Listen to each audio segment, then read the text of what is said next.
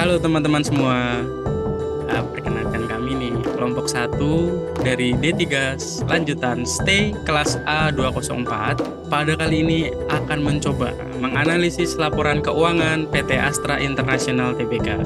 Anggota kelompok kami adalah saya sendiri, Afif Miftah Feriza, kemudian ada Dian Reskina, dan yang ketiga ada Muhammad Rifki Azaki. Nah, yang akan kita bahas apa saja sih? Yang pertama, pastinya kita akan membahas apa sih rasio laporan keuangan. Lalu yang kedua ada profil perusahaan yang akan menjadi studi kasus gitu. Dalam kita menghitung rasio laporan keuangannya, kelompok kami dalam hal ini memilih PT Astra International. Dan yang terakhir, pastinya analisis rasio laporan keuangan dari PT Astra International. Nah, sebelum lebih jauh, mungkin kita akan bahas sedikit. Apa sih rasio keuangan itu? Nah, rasio keuangan itu adalah jumlah angka yang dihasilkan dengan membandingkan data dari suatu bagian laporan keuangan dengan bagian laporan keuangan lainnya yang mempunyai hubungan relevan dan signifikan pada periode tertentu. Terus, kenapa perlu dianalisis? Nah, setidaknya ada 3 nih yang membutuhkan hasil analisis. Yang pertama itu bagi perusahaan. Nah, hasil analisis bagi perusahaan ini digunakan sebagai pedoman informasi manajemen untuk menentukan keputusan atau kebijakan perusahaan di periode selanjutnya. Nah, misalnya akan lebih efisien di produksinya atau lebih maksimal memanfaatkan asetnya dan sebagainya. Yang kedua itu bagi masyarakat dan investor. Mungkin kita yang pengen invest gitu di perusahaan tersebut, kita perlu menganalisis rasio keuangannya. Kenapa kita perlu menganalisis laporan keuangannya? Agar kita tahu gitu, seberapa baik sih kinerja perusahaan itu di tahun-tahun belakangan, dan seberapa banyak gitu misalnya dividen yang dibagikan perusahaan kepada para investornya. Yang mungkin menjadi dasar dari kita untuk menginvestkan uang kita ke perusahaan tertentu. Yang terakhir itu bagi kreditur atau pemberi pinjaman. Ini bisa bank atau perseorangan ya. Kenapa sih mereka melakukan analisis rasio keuangan? Mereka melakukannya itu untuk menilai seberapa sehat sih suatu perusahaan gitu ya, untuk diberikan suntikan pinjaman dana untuk dikelola. Tentunya semakin sehat perusahaan tersebut, semakin besar juga mungkin kemungkinan pinjaman dana yang diberikan. Selanjutnya, kita akan membahas jenis-jenis rasio yang digunakan untuk menganalisis laporan keuangan. Yang pertama itu ada rasio likuiditas.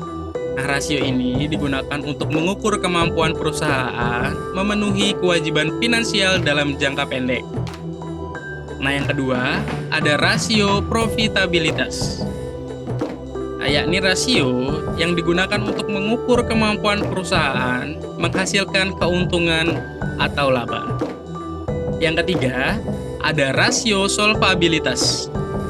Nah, rasio ini itu digunakan untuk mengukur tingkat pengelolaan sumber dana dan kemampuan perusahaan dalam memenuhi kewajiban jangka panjangnya. Yang keempat, ada rasio aktivitas. Yakni rasio yang digunakan untuk mengukur seberapa efektif perusahaan memanfaatkan segala sumber daya yang dimilikinya. Nah, yang terakhir, yang kelima, ada rasio investasi.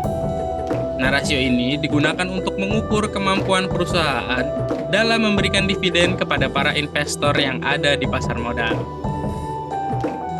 Nah, sebelumnya kan kelompok kami sudah memilih ya PT Astra International untuk menjadi studi kasus. Kami akan mencoba fokus untuk menghitung rasio profitabilitas dari PT Astra International. Jadi, kita akan mengukur kemampuan perusahaan PT Astra International dalam menghasilkan keuntungan atau laba dalam 3 tahun ya, dari 2020, 2021, dan 2022. Nah, dalam rasio profitabilitas, setidaknya ada 6 ya. 6 indikator gitu yang bisa kita gunakan. Yang pertama ada gross profit margin, yakni ukuran persentase dari setiap hasil sisa penjualan sesudah perusahaan membayar harga pokok penjualan. Nah, rumus untuk menghitungnya itu adalah laba kotor dibagi total penjualan. Yang kedua, ada operating profit margin, yakni ukuran kemampuan perusahaan dalam mendapatkan laba operasi sebelum bunga dan pajak dari penjualan. Nah, rumus untuk menghitungnya yakni laba sebelum bunga dan pajak dibagi total penjualan. Nah, yang ketiga yaitu net profit margin. Net profit margin adalah ukuran persentase dari setiap hasil sisa penjualan sesudah dikurangi semua biaya dan pengeluaran. Nah, rumus untuk menghitungnya yakni laba setelah bunga dan pajak dibagi total penjualan. Selanjutnya yang keempat ada return of assets atau ROA. Nah, ROA ini adalah ukuran seberapa efisien suatu perusahaan dalam mengelola aset-asetnya. Rumusnya adalah laba sebelum bunga dan pajak dibagi total aset. Dan yang kelima yaitu return on equity atau ROE. ROE adalah ukuran persentase kemampuan suatu perusahaan dalam menghasilkan laba dari investasi pemegang saham perusahaan. Rumus dari ROE sendiri adalah laba setelah bunga dan pajak dibagi ekuitas. Dan yang terakhir, yang keenam, yakni return of investment. ROI adalah ukuran kemampuan suatu perusahaan secara menyeluruh dalam menghasilkan keuntungan atas jumlah aktiva secara keseluruhan yang tersedia pada perusahaan. Nah, rumusnya itu adalah laba setelah bunga dan pajak dibagi total aset. Selanjutnya, profil perusahaan Astra International adalah sebagai berikut. Identitas perusahaan PT Astra International Tbk yang telah berbentuk perseroan didirikan dan memulai kegiatan usahanya pada tahun 1957 dengan nama PT Astra International Incorporated. Pada tahun 1990, perseroan mengubah namanya menjadi PT Astra International Tbk. Perseroan berdomisili di Jakarta Pusat, Indonesia, dengan kantor pusat di Menara Astra, Jalan Jenderal Sudirman, Kafling 5-6, Karet Tengsin, Tanah Abang, DKI Jakarta. Ruang lingkup usaha kegiatan perseroan seperti yang tertuang dalam anggaran dasarnya adalah perdagangan, industri, pertambangan, pengangkutan, pertanian, pembangunan berupa konstruksi dan real estate, jasa yaitu aktivitas profesional, ilmiah, dan teknis, serta jasa informasi dan komunikasi. Anak usaha berdasarkan data pada laporan keuangan tahun 2022, PT Astra International Tbk memiliki setidaknya 41 anak perusahaan yang bergerak di bidang otomotif, jasa keuangan, alat berat, pertambangan, konstruksi dan energi, agribisnis, infrastruktur dan logistik, teknologi informasi, dan properti. Selanjutnya, untuk gross profit margin PT Astra International Tbk, yaitu laba kotor tahun 2020 sebanyak 38,558 miliar dengan penjualan sebesar 0,046 miliar, dan laba kotor tahun 2021 sebanyak 51 miliar, 033 miliar dengan penjualan sebesar 233,485 miliar. Laba kotor tahun 2022 sebanyak 70,088 miliar rupiah dengan penjualan sebesar 301,379 miliar rupiah. Dengan gross profit margin pada tahun 2020 sebesar 22,03%, pada tahun 2021 sebesar 21,85%, serta pada tahun 2023 sebesar 23,25%. Operating profit margin pada tahun 2020 dengan operating profit margin sebesar 12,42%, dengan laba sebelum bunga dan pajak tahun 2020 sebanyak 21,7041 miliar dengan penjualan sebesar 175,046 miliar. Dengan tahun 2021, operating profit marginnya meningkat menjadi 13,85% dengan laba sebelum bunga dan pajak tahun 2021 sebanyak 32,35 miliar dengan penjualan sebesar 233,485 miliar. Dan laba sebelum bunga dan pajak tahun 2022 sebanyak 50,39 miliar dengan penjualan sebesar 301,379 miliar dengan operating profit margin pada tahun 2022 sebesar 16,71%.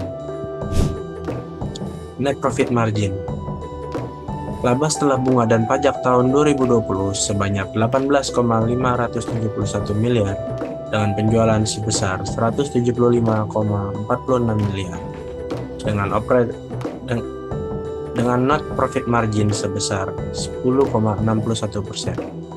Selanjutnya, pada tahun 2021, laba setelah bunga dan pajak sebanyak 25,586 miliar rupiah dengan penjualan sebesar 233,485 miliar rupiah dengan net profit margin sebesar 10,95%. Pada tahun 2022, laba setelah bunga dan pajak sebanyak 40,42 miliar rupiah dengan penjualan sebesar 301,379 miliar rupiah. Pada tahun 2022, net profit margin yang didapat PT Asra adalah 13,41%. Return on asset. Pada tahun 2020, laba sebelum bunga dan pajak sebanyak 21,74 miliar dengan total aset sebanyak 338,203 miliar. Dan laba sebelum bunga dan pajak tahun 2021 sebanyak 32,35 miliar dengan penjualan sebesar 233,485 miliar.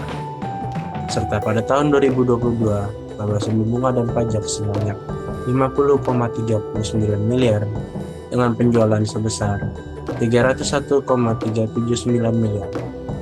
Dapat dilihat return on asset PT Asra International Tbk pada tahun 2020 sebesar 6,42% dan pada tahun 2021 meningkat menjadi 8,82%, serta pada tahun 2022 terdapat peningkatan menjadi 12,19%. Untuk rasio return on equity, laba setelah bunga dan pajak tahun 2020 sebanyak 18,571 miliar dengan ekuitas sebesar 195,454 miliar dengan return on equity sebesar 10,61 miliar.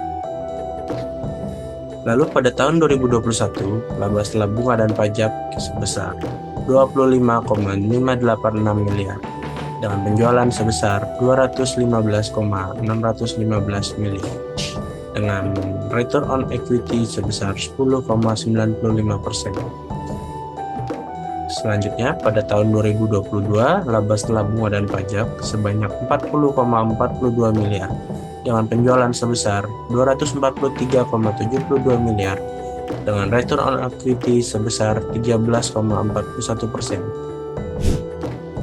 Selanjutnya, untuk rasio return on investment, laba setelah bunga dan pajak tahun 2020 sebanyak 18,571 miliar dengan total aset sebesar 338,203 miliar yang menghasilkan return on investment pada tahun 2020 sebesar 5,49%.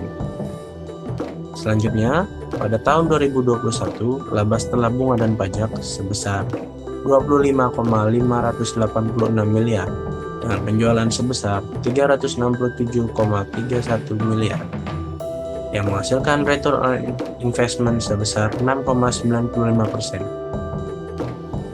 Pada tahun 2022, laba setelah bunga dan pajak sebanyak 40,42 miliar dengan penjualan sebesar 413,29 miliar rupiah yang menghasilkan return on investment sebesar 9,77%. Sekian penjelasan dari kelompok 1 mengenai rasio keuangan PT Astra International Tbk untuk mata kuliah workshop akuntansi menengah. Terima kasih banyak telah menyaksikan penjelasan kami. Sampai jumpa di kesempatan berikutnya.